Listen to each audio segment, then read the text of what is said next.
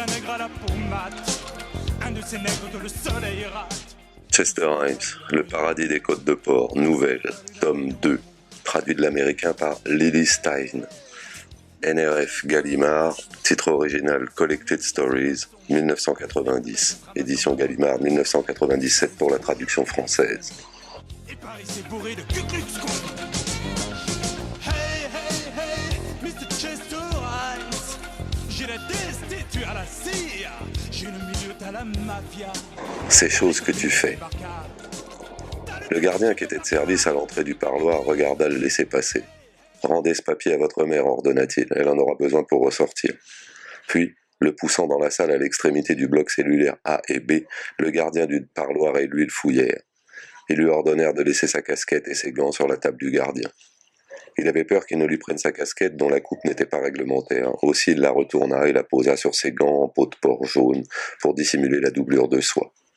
Quand le garde le poussa à l'angle du bloc C et D, dans le long parloir lugubre, surplombé par les galeries des cellules, accrochées là comme des grottes de troglodytes, il pensait toujours à la casquette. Des tables avaient été mises bout à bout le long de l'allée de béton qui bordait la première section du bloc C, le même genre de table que celle qu'on trouvait dans les dortoirs, sauf que celle-ci avait été nettoyée. Les mêmes bancs de bois étaient rangés de chaque côté. Les visiteurs s'asseyaient vers l'intérieur, près des cellules, et les détenus s'installaient en face. Plusieurs visiteurs, rien que les femmes, étaient déjà arrivés. Elles avaient étalé leur déjeuner sur les tables. Les détenus mangeaient et parlaient pendant que les femmes se contentaient de rester assises à les écouter.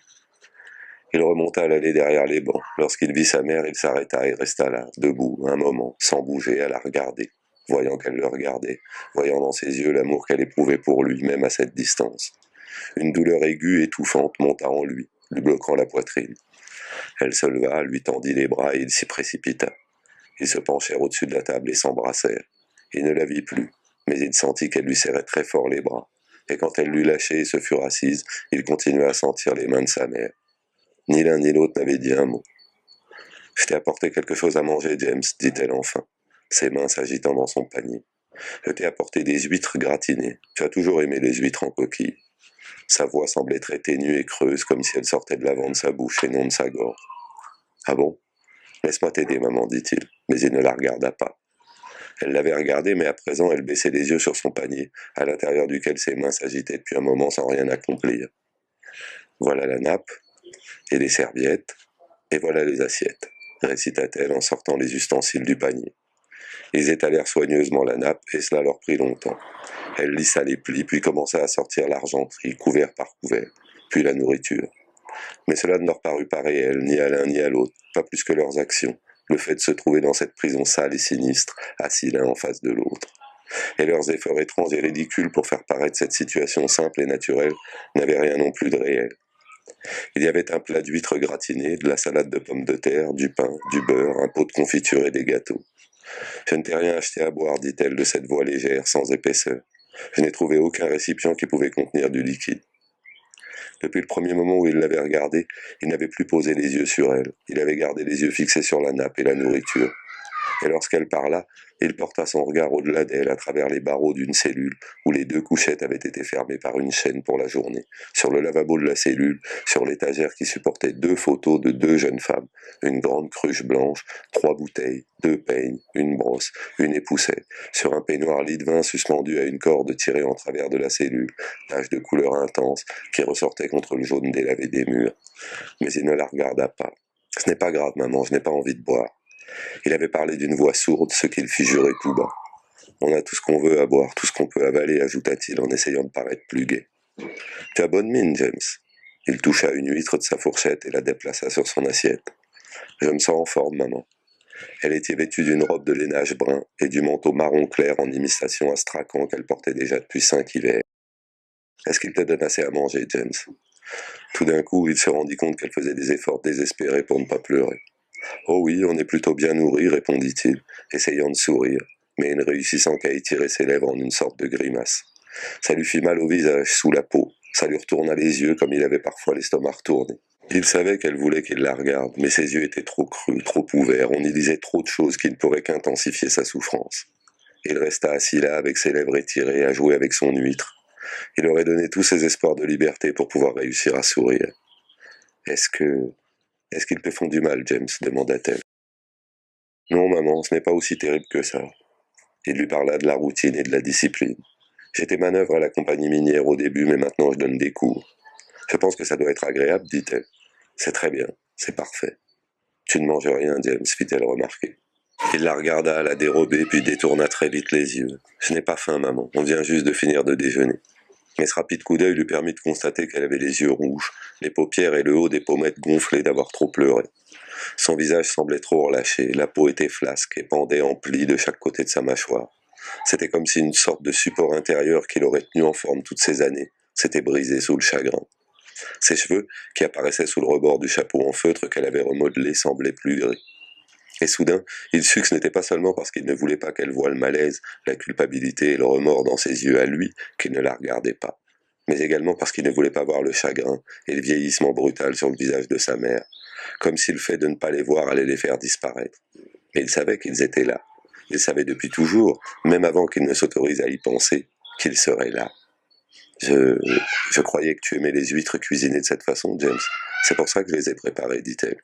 Et dans chaque mot, il entendait une larme, si aiguë et légère, humide, débordante. Elle essayait si désespérément de ne pas pleurer. Je les aime, maman. Il déplaça une huître, la porta à la bouche, la reposa. Comment va Damon, maman? S'il l'avait mise dans sa bouche, il aurait vomi. Est-ce qu'il a passé ses examens, maman? Est-ce qu'il avait un costume pour la remise des diplômes? Oui, ton père lui a acheté un costume bleu. Il a eu ses résultats vendredi dernier. Je n'ai pas écrit parce que je savais que j'allais venir. Il a été reçu avec les honneurs et on lui a donné une médaille. Vraiment? Oui. Il l'aurait nommé major de sa promotion et il aurait prononcé le discours d'adieu s'il avait suivi la totalité des 4 années de cours. C'est bien, dit-il. C'est formidable. Mais toi, tu es mon bébé. Et soudain, elle se mit à pleurer. Ne pleure pas, maman, s'il te plaît, ne pleure pas, dit-il, lui touchant la main. Je vais bien, maman, je vais bien. Oh, mon pauvre petit bébé, pourquoi as-tu fait ça? Pourquoi as-tu fait ça? Ne pleure pas, maman, supplia-t-il, s'accrochant désespérément à sa main. Je t'en prie, ne pleure pas. Au bout d'un moment, elle parvint à se contrôler et s'essuya les yeux. Quand elle baissa les mains et les reposa, serrées l'une contre l'autre sur le dessus de la table, ses mains rouges aux ongles fendus, que le travail avait rendues rugueuses, il se sentit incapable de les regarder sans se mettre lui aussi à pleurer. Aussi détourna-t-il les yeux. Tout le monde a été si gentil, dit-elle d'une voix étranglée. Ils ont trouvé vraiment remarquable qu'il réussisse aussi bien. C'est épatant, dit-il. Ils vont lui donner une bourse d'études. Vraiment? C'est épatant. À quelle université va-t-il aller?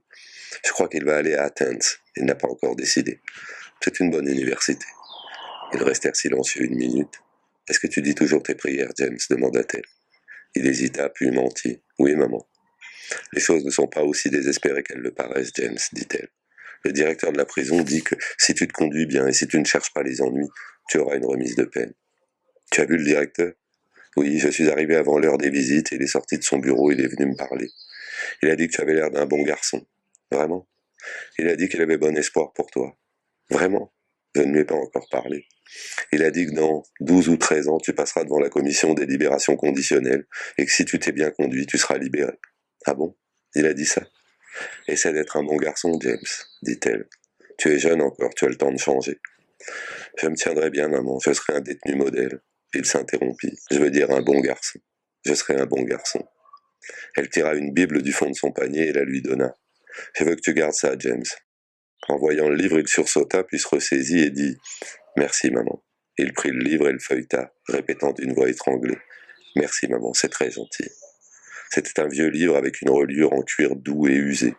Les mots The Holy Bible étaient gravés en doré sur la couverture et sur la page de garde était écrit à l'encre le nom de jeune fille de sa mère et la date.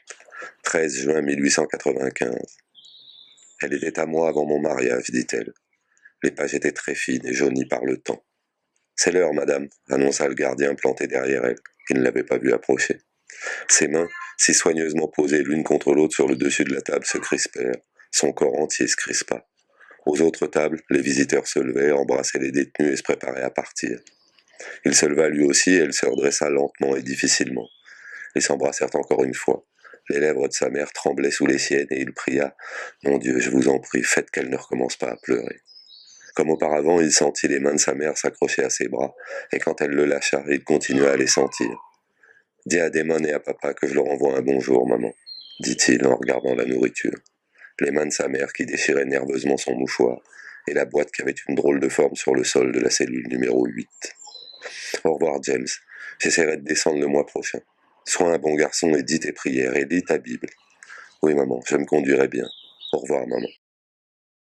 De tout ce temps, il n'avait pas reposé les yeux sur elle et à présent il s'éloignait, toujours sans la regarder. Il serra la Bible dans sa main et descendit l'allée. Quand il parvint devant la table où il avait laissé sa casquette doublée de soie et ses gants en peau de porc, il continua sans les voir, il les avait oubliés.